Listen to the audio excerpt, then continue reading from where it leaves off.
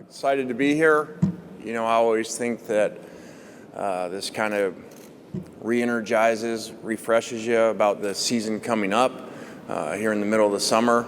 As you see other players, other coaches, or even as the TV was on before, coming up here on SEC Network, and just kind of reminds you that it's right around the corner. So our job is, I think, really challenging this year because on paper we may look like we should be decent because we filled a lot of holes with transfer portals. So that is a good system when you lose really good players and you haven't been somewhere long enough to develop a lot of classes of depth. So we are grateful for that, but at the same time, with everything good, there are challenges as well. And you have people coming from, like I've said, kids coming from different parenting, and we got to put them all together as this blended family. So that is challenging, and in fall camp, it won't just be about teaching X's and O's like it always is. We have a lot of culture work to do that you don't really have to do as much because it's already established, because your best players normally have been in your program for a year or two. So look forward to that challenge. All right, thank you, Coach. If you have a question, please raise your hand. Jack, Jake, or Preston will get a microphone to you. Again, please put the microphone up close to your mouth so we can hear you, and give your name and affiliation. Coach, we're going to start right here in the center, about halfway back. Go ahead, Michael. Hey, Lane, Michael Casagrande, AL.com. Just wondering your philosophy on calling trick plays when you do them, and what do you remember about Nick Saban and his philosophy on that? Well, like Kirby Smart used to say, sometimes you come up here and just end up talking about Alabama. So our first question somehow is about Nick Saban. So that's pretty usual. Trick plays, I don't know. I think kind of offense has evolved so much from where we used to be that in a way maybe you don't run as many because we're not quite the same as we used to be as far as setting things up as much, because so much is about tempo and how we do things. So I would guess analytics on trick plays would show maybe we don't do as many as we used to. And Coach kind of was with trick plays kind of like fake kicks. Like it had to be a discussion a lot of times right before. He would want to know that week what was in and why, and a lot of times you'd run it by him before. So, and if they worked, he was happy. If they didn't work, you got ass chewings. All right, Coach, we'll go over here on the right side, about midway back in the orange. Coach, Ryan Lavoie, Sports Call Auburn, this way. Ryan Lavoie, Sports Call Auburn. Your offenses have been well regarded for a long time now, and you just lost a quarterback in Matt Corral who you had a lot of praise for. When you look at Jackson Dart, how do you think he's coming along learning your offense? And just in general, do you think your offense is a difficult one to master? Well, I think we've had a lot of really good offenses you referred to because we've had really good players and really good coaches, assistant coaches. So that's always changing. I think, we don't probably do a lot of things not as well as others, but I think one thing we do pretty well is change our offense to our players, to our skilled players. And it's why, people will say we look so different year to year. That's not necessarily off-season studies. That is more who our players are. And now with the portal, we know less about that, so I can't really tell you right now what it's going to look like. We're going to need training camp to figure that out. As far as the quarterback, Jackson coming in, he's young, just like Luke. They just finished their freshman year, and so it was good to have those guys for spring. It's very competitive. We look forward to those guys battling it out and making them both the best that we can, because a lot of times you need both. Coach, we're going to go right in front of me, about 3 rows back. Coach, Drew DeArmond, WZZN Radio, Huntsville, Alabama. I know you had a lot of history with Charlie Weiss Jr. at Alabama, and then with you at FAU. Talk about bringing him back to your staff at Ole Miss and the job he could do. And also, second part of the question, one of the portal additions, Michael Trigg, had a great spring, and talk about kind of your expectations for him. Okay, I'll start backwards. Michael Trigg, very talented player. Again, another young one that just finished his true freshman year. had a really good spring game, done some really good things, and has a really high ceiling. But with all these portal guys, especially the younger ones, we got a lot of work to do with them to get them into our systems, not just offensive, defensive, and special teams, but culture-wise. So, he's got a really high ceiling. We're excited to have him. And the first question was about Charlie Weiss. As I mentioned before, we've been fortunate to have really good players and really good assistant coaches. Jeff Levy did an unbelievable job for us. I'm sure he'll do a great job at his alma mater, Oklahoma. And Charlie has been with us been with myself 2 places before. I've always thought he was way ahead of the game, not just because he started young with his dad, but his mind is really unique and special, can really memorize things like no other. So we're excited to have him in there and be able to work with him and put together a really exciting offense. Coach, we're going to go right here in the middle in front of me, about 3/4 of the way back. Lane, Mike Rodak from AL.com. Just what sort of benefit is there to having that Alabama game be so late in the season this year after, early last season having to take that loss and then have to overcome it after that?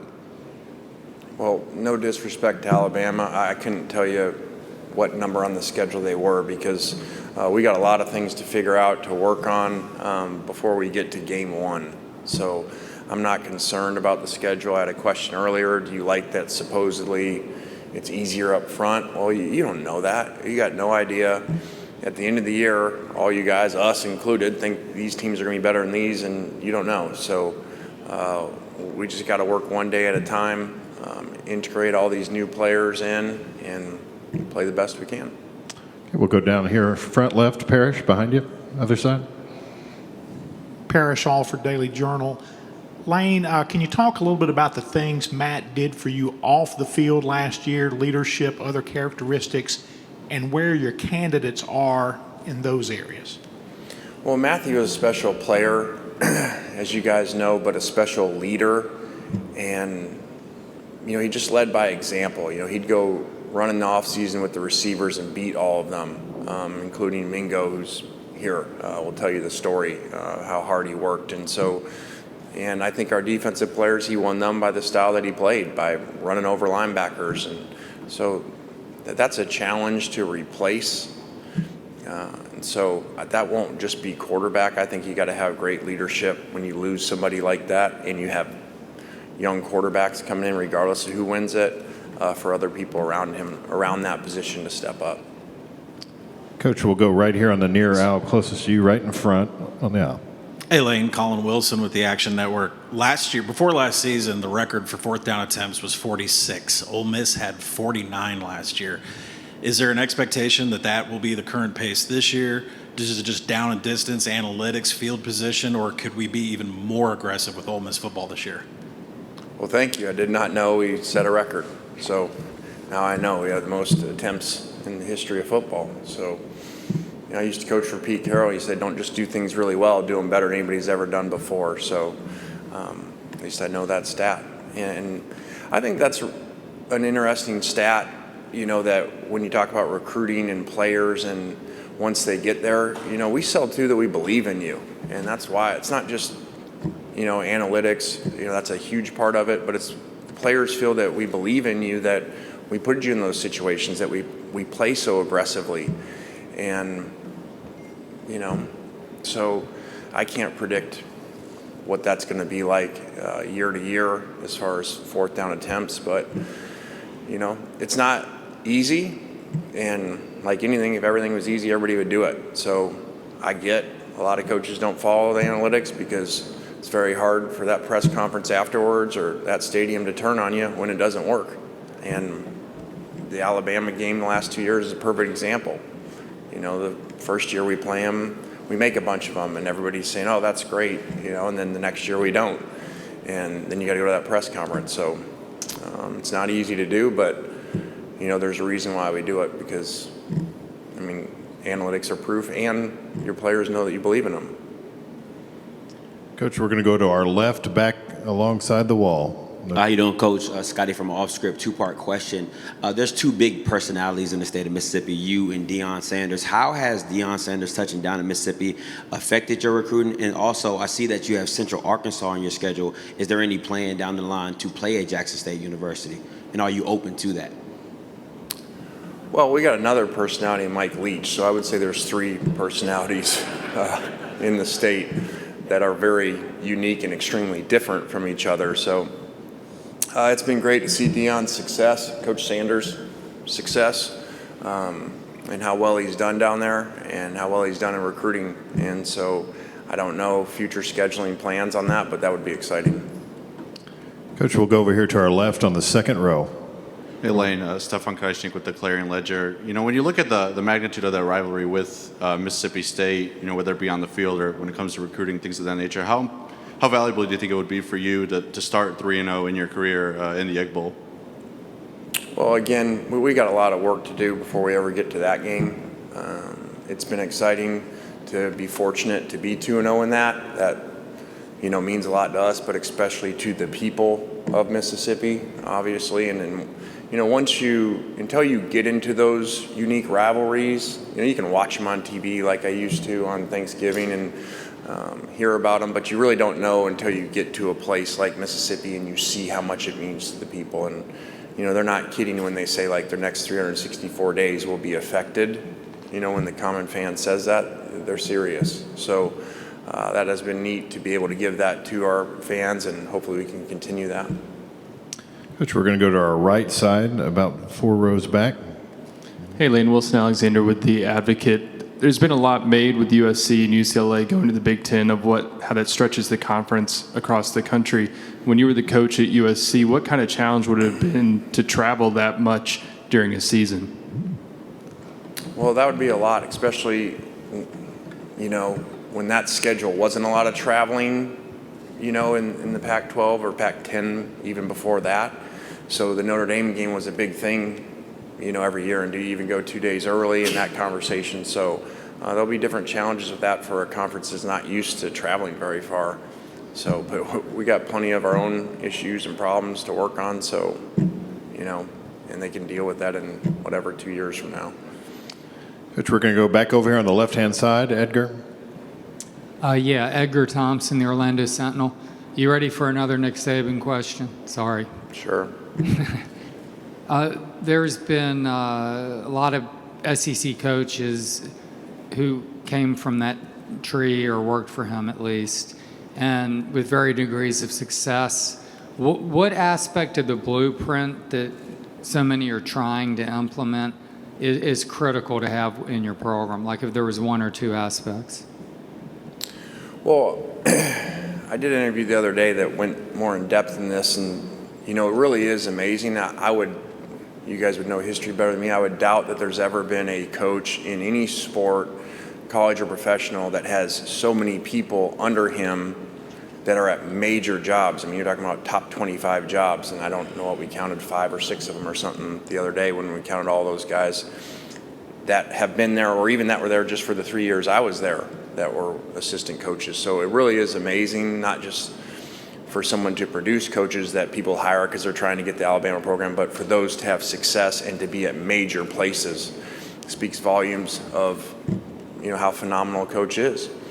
I think people take very different things from him, and I think you see that. I kind of think there's a difference when you look at offense and defensive coaches. I feel like when you look at the defensive coaches that leave there, usually like the Georgia blueprint, you know, basically take everything and move it there.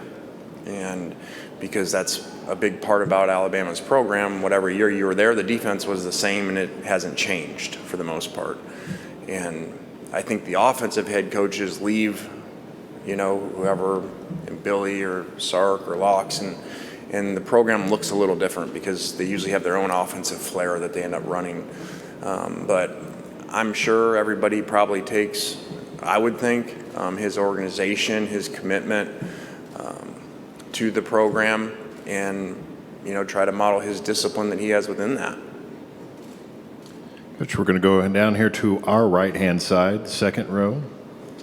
Charles Odom with the Associated Press. You mentioned right off the top the importance of the transfer portal and filling some holes on your roster this year. I'm wondering, in the last year, what changes have you seen in your discussions with potential transfers of the NIL, and what do you think the coach's role should be in that whole discussion?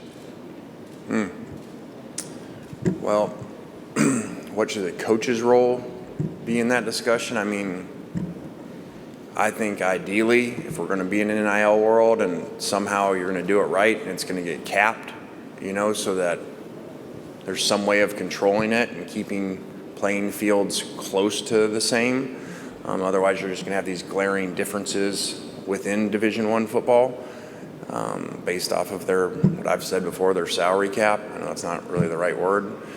And ideally, I would think that the coach should be part of managing that. That's, how you would want it done, but I don't know if it'll be that way or whatever. So that's just how I would do, and that's based off of look what happens in professional sports. There's salary caps, and the coach and the general manager / owner manage that. Coach, we're going to go right in front of me. Because the other thing about that too is if it's not, I would say, okay, well, why would you put it that way when coaches aren't supposed to be involved in that? Well, you got a whole other set of problems. If you got boosters out there deciding who they're going to pay to come play, and the coach isn't involved in it, how's that work? I mean, they could just go pick who they want and pay them however much, and then are they going to tell you, the boosters going to tell you who to play to? And then when they don't play, how's that going to work out? So, again, this was not thought out at all, in my opinion, and has created a massive set of issues, which I think when people really thought about it, from a coach's standpoint, could have predicted this was going to happen. All right, we'll go straight down in front of me, 3 rows back. Lane. Right here. Lane Kiffin. This is Lane Higgins from the Wall Street Journal. Cool. I had a question for you a little bit about recruiting and how it has kind of changed to be, more of a photo shoot or a, experience. And you've had, Rolls Royces on campus. You obviously have a very cute sidekick and Juice. Can you talk a little bit about, why you've chosen to kind of implement those things and kind of lean into that aspect of college football, even though it's, very much has nothing to do with what the actual product on the field is going to be? Because I think for you guys that have been around me or listened to me, we don't sit around and complain how things are and how they should be. Yeah, ideally, shouldn't be picking places off of what your photo shoot is or what car they're taking pictures in. There's a lot of things that I wish were different, but it is what it is. Just like Coach Saban wants rules changed about hurry-up offense. Well, he adapted. So we don't sit around and worry about that. I think we try to be creative. We kind of have a saying, we don't think outside the box, we just create a new box. And so if that's what kids care about and look at, then, we don't do things the way they were done before. And I think that's how we would operate anywhere, but especially at Ole Miss, you need to be that way to have a chance. So like the commissioner, I didn't wear a tie today. And he's like, man, I've always wanted to do that. I'm like, well, don't just do things the way they were before. He's like, I was waiting for someone to do it. So maybe the commissioner won't have a tie next year. Because why are we supposed to wear a tie? Just because it was done before? Doesn't really matter. All right, we're going to go midway through this mid-aisle. Learn on the aisle. Hi, Lane. Aaron Gershon from the Cats Paws in Lexington. Kentucky is the cross-divisional game this year. What do you remember about that matchup a few years ago in 2020, and what's impressed you with how much that program has changed since when you saw them at Tennessee? One day they're going to make you guys stand up because half the time I have no idea who's asking the question, so I just look around. So that was a great game at Kentucky. We were brand new. That was the strange COVID year, so not only was it our first year, but we didn't have a spring ball, and all of a sudden we're playing games, and what a crazy game to go down to the wire like that. Coach Stoops has done an unbelievable job, at a place that isn't traditionally winning 8, 9, 10 games, so I always think that's really cool and special when someone can do that. And, like I said before, doing things better than they've been done before, and I would think he's probably in the best run of the school, I would guess. So we'll have a set of challenges there. He's very good on defense and very complicated, and I know they've have really good success running the ball, and were very creative offensively watching some of their games last year and did a great job, especially with some NFL concepts involved. All right, we're going to go coach right in front of me. Kirk, third row back. Kirk Bowles from the Austin American Statesman. I support the no-tie look, by the way. There you go. USC, UCLA, Texas, Oklahoma, 4 huge brands. 3 of them really not at the top of their game right now. Do you think they, all 4, know what they're in for joining these 2 power leagues, and you think they'll struggle for a while? You know, they've been playing in great conferences and against great opponents, and so, I mean, I just say how it is. I don't know that there's a huge jump into the Big Ten. You know, I think going to the SEC is a whole other animal.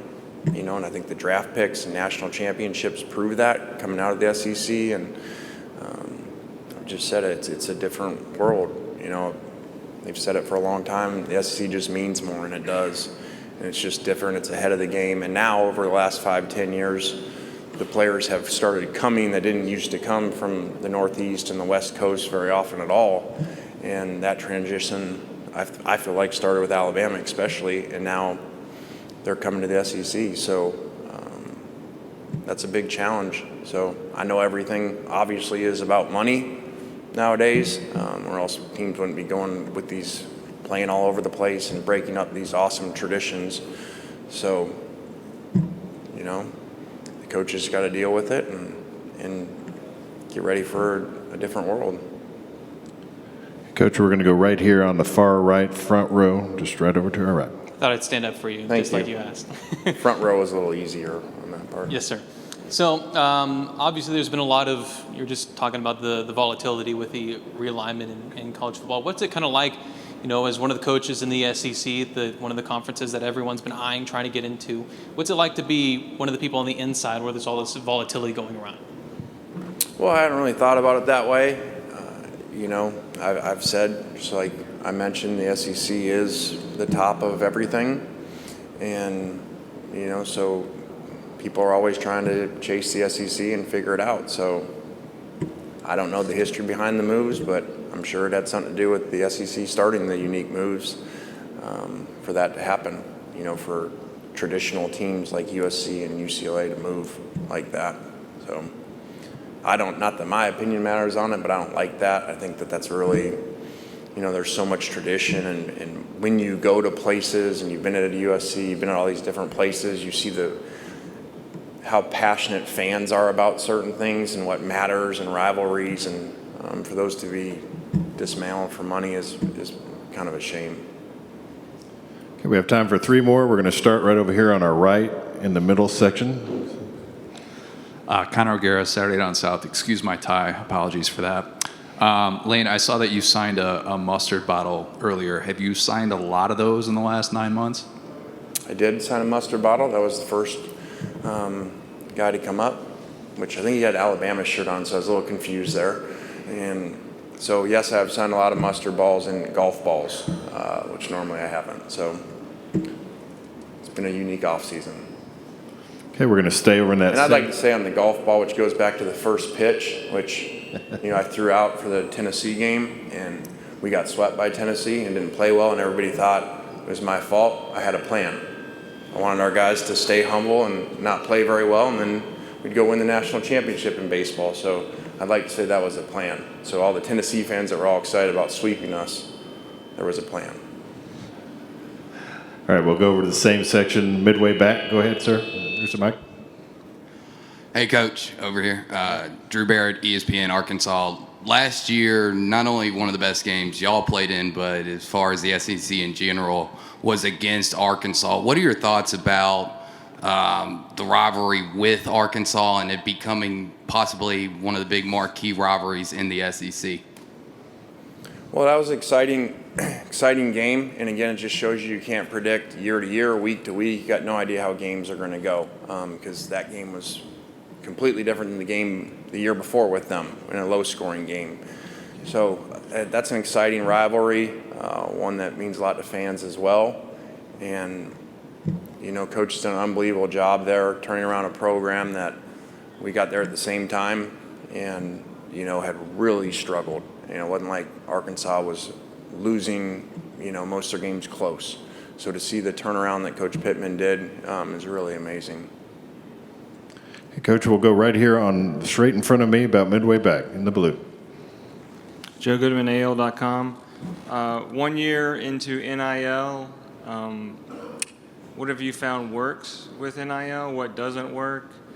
And, you say college football is all about money right now. So how have you managed that in your program? You mentioned maybe there needs to be general managers, but have you kind of delegated that responsibility to someone already, or how have you gone about dealing with that? Well, the first question is the keys to NIL and how do you do well at that? You have really good boosters. That's how you do well at it. So I'll say what other people don't say, as you know. So it's like a payroll, in baseball. What teams win over a long period of time? Teams that have high payrolls and can pay players a lot. So we're in a situation not any different than that, which is what I'm not saying I didn't. I'm sure other people said it. I said it day one. You legalize cheating, and so get ready for the people that have the most money to get the best players. And now you have it. So it is what it is. And as far as a general manager to manage that, we aren't allowed in the current system to manage what they make. So so there isn't. Well, we're not there yet, and I don't know that we ever will be. That's just what I said it should be, because that's what any other, professional sports, which is what we are now, does. Partners at BetOnline continue to be the #1 source for all your betting needs and sports info. Find all the latest odds, news, and sports developments, including this year's Wimbledon Finals, Major League Baseball, the latest fighting news, and even next season's early NFL futures. Head to the website or use your mobile device to sign up today to receive your 50% welcome bonus on your first deposit. Just use our promo code BLEAV. That's BLEAV to get the bonus and get into the action. Bet online, where the game starts.